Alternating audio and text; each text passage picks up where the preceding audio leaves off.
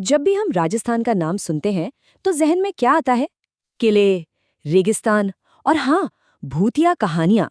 लेकिन आज जो कहानी हम सुनने वाले हैं वो किसी खंडर या वीरान हवेली की नहीं है। नहीं, इसकी शुरुआत होती है एक शानदार शादी के जश्न से। और कैसे बस एक छोटी सी नादानी में की गई गलती एक ऐसे भयानक अभिशाप को जन्म दे देती है जिसके बारे में किसी ने सोचा भी नहीं था। ये सिर्फ एक लोकल कहानी नहीं है। ये एक चेतावनी है। एक ऐसी आत्मा की कहानी जो पिछले 30 सालों से एक जली हुई स्कूल की दीवारों में कैद है और अब वो बाहर निकलना चाहती है, किसी भी कीमत पर। तो कहानी के मेन किरदार हैं 4 दोस्त, बचपन के दोस्त।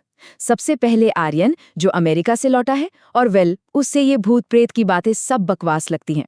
फिर है राहुल, जिसकी शादी है, दूल्हा, और उसके साथ है राज और गीता। और गीता वो है जिसे उस इलाके की सारी पुरानी डरावनी कहानियां जुबानी याद हैं। अब शादी का माहौल है, खूब हल्ला गुल्ला, संगीत, और इसी सब के बीच एक रात को जब दोस्त बस यूं ही बैठे बतिया रहे थे तो गीता बात छेड़ती है उस जले हुए स्कूल की। वही स्कूल जो उनके अपने पुराने स्कूल के ठीक पीछे था। एक ऐसी मनहूस जगह जिसके बारे में सब कहते थे कि वहां जो भी गया वो कभी ठीक ठाक वापस नहीं आया। बात आगे बढ़ती है। गीता और राज वो एक पुरानी घटना याद दिलाते हैं। करीब 15 साल पहले की बात है। उनका एक दोस्त था कुणाल। वो उस स्कूल के पास गया और बस उसके बाद वो कभी पहले जैसा नहीं रहा। उसका दिमागी संतुलन ही बिगड़ गया। लेकिन आर्यन, वो तो हंसने लगा। बोला, अरे यार, ये सब तो हॉलीवुड की फिल्मों में होता है, असलियत में नहीं। और बस यहीं से बात बढ़ गई। आर्यन ने उनके डर का मजाक उड़ाते हुए शर्त लगा ली कि वो अकेले उस खंडर के अंदर जाके दिखाएगा, ये साबित करने के लिए कि भूत भूत कुछ नहीं होते। ये एक शर्त नहीं थी, ये एक बहुत बड़ी गलती थी। एक ऐसी गलती जिसकी कीमत शायद उन्हें अपनी जान देकर चुकानी पड़ती। तो शर्त लग गई और आधी रात को करीब 12:30 बजे वो चारों उस स्कूल के सामने जाकर खड़े हो गए। सोचिए जरा वो माहौल, चारों तरफ घना अंधेरा, एक अजीब सी डरावनी खामोशी, और उस खामोशी को तोड़ रही थी तो बस दूर से आती कुत्तों के भौंकने की आवाज। आर्यन हिम्मत करके आगे बढ़ा। उसने जैसे ही दरवाजे पर हाथ रखा, सालों पुरानी जंग लगी कुंडी बस छूने भर से टूटकर नीचे गिर गई और दरवाजा खुलते ही एक भयानक बदबू बाहर आई, जैसे कोई जानवर अंदर सड़ रहा हो। और फिर अंधेरे में से एक फुसफुसाहट सुनाई दी, आर्यन। ये सुनते ही सबके होश उड़ गए। राहुल तो डर के मारे चीख पड़ा और बस वो लोग वहां से भागे, जान बचाकर। लेकिन हड़बड़ी में आर्यन ने एक बहुत बड़ी गलती कर बैठा। उसने वो दरवाजा खुला छोड़ दिया था और अनजाने में ही सही उसने किसी ऐसी चीज को आजाद कर दिया था जो पिछले 30 सालों से बाहर निकलने का इंतजार कर रही थी। अगली सुबह हुई। शादी का जश्न, शहनाइयों की आवाज, सब कुछ नॉर्मल लग रहा था। लेकिन तभी एक खबर आती है जिसने सबको परेशान कर दिया। गीता अपने कमरे में बेहोश मिली और किसी को कुछ समझ नहीं आ रहा था कि आखिर हुआ क्या है। जब आर्यन और राज उससे मिलने पहुंचे तो गीता बुरी तरह कांप रही थी। उसने जो बताया वो सुनकर उनके पैरों तले जमीन खिसक गई। गीता ने कहा कि एक जली हुई औरत का साया उसका पीछा कर रहा है।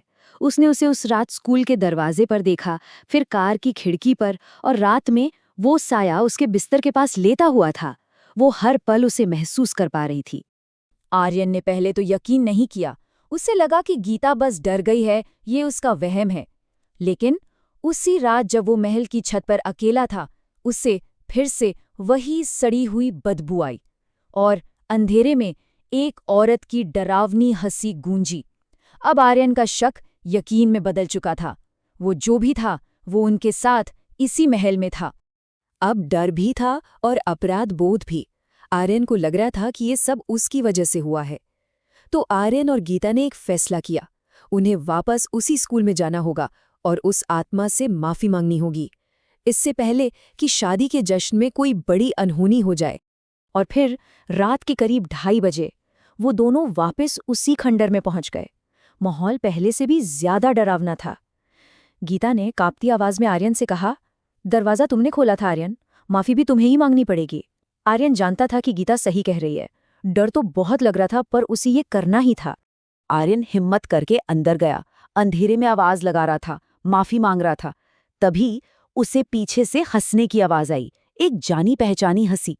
जब उसने पलट कर देखा तो उसके होश उड़ गए। सामने गीता खड़ी थी, पर वो गीता नहीं थी। उसकी आंखों में कोई और झांक रहा था। अब आर्यन को सारी कहानी समझ आ गई। ये कोई माफी मांगने का मौका नहीं था, ये एक जाल था। उस आत्मा ने गीता के शरीर पर कब्जा कर लिया था, सिर्फ और सिर्फ आर्यन को वापस उस खंडहर में बुलाने के लिए। और फिर जो हुआ वो आर्यन ने कभी सपने में भी नहीं सोचा था। गीता के शरीर में जो आत्मा थी उसने आर्यन पर हमला कर दिया। वो चिल्ला रही थी, मैं 30 साल से इसी पल का इंतजार कर रही थी, मुझे खून चाहिए। आर्यन की जान बस जाने ही वाली थी कि तभी राज और राहुल दरवाजा तोड़कर अंदर आ गए। उन्हें शायद अंदाजा हो गया था कि कुछ गड़बड़ है। उन्होंने जैसे तैसे उस चीज को काबू में किया जो गीता के शरीर में थी, उसे गाड़ी में डाला और उस मनहूस जगह से बस भाग निकले। उन्होंने पूरी रात गाड़ी चलाई। मंजिल एक ही थी, मेहंदीपुर बालाजी मंदिर, एक ऐसी जगह जिसके बारे में कहा जाता है कि वहां बड़ी से बड़ी, शक्तिशाली से शक्तिशाली बुरी आत्मा को भी झुकना पड़ता है। वहां मंदिर में एक बहुत ही मुश्किल झाड़ फूक के बाद गीता आखिरकार आजाद हो गई। वो लोग ठीक शादी के समय पर वापस पहुंच गए। सबको लगा चलो बुरा सपना खत्म हुआ, बुराई पर जीत हो गई। पर वो सब गलत थे, बहुत गलत। खैर, शादी निपट गई, सब कुछ ठीक ठाक हो गया। कुछ दिन बाद सब दोस्त अपने अपने घर, अपनी जिंदगी में वापस लौटने की तैयारी कर रहे थे। ऐसा लग रहा था कि मानो कुछ हुआ ही नहीं था, सब नॉर्मल था। जाने से ठीक पहले राहुल आर्यन को एक जगह ले गया। उसने दिखाया कि उस मनहूस स्कूल को तोड़ा जा रहा था, जेसीबी मशीनें लगी हुई थी। ये देखकर आर्यन को एक सुकून सा मिला। उसे लगा कि चलो, अब इस इमारत के साथ ही वो बुराई भी हमेशा के लिए दफन हो जाएगी। पर कुछ कहानियां इमारतें टूटने से खत्म नहीं होती। इस बात को 2.5 साल गुजर गए, 2.5 years। आर्यन अमेरिका में अपनी लाइफ में बिजी हो गया था, आगे बढ़ चुका था। वो भयानक रात अब बस एक धुंधली याद बनकर रह गई थी। और फिर एक दिन एक फोन कॉल आता है, राहुल का। उसकी आवाज में घबराहट थी। उसने बताया कि उसी जगह पर जो नया स्कूल बना है, वहां एक बच्चे की लाश मिली है। और वहां के लोग वो कहते हैं कि एक टीचर का भूत आज भी स्कूल के हॉल में घूमता है।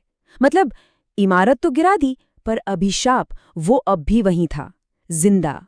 तो ये कहानी हमें एक बहुत ही डरावने सवाल के साथ छोड़ जाती है। क्या कुछ जगहों का साया, उनका अतीत इतना गहरा होता है कि उसे कभी मिटाया ही नहीं जा सकता? क्या इमारतें गिरा देने से बुराई सच में खत्म हो जाती है, या वो बस सही मौके का इंतजार करती है?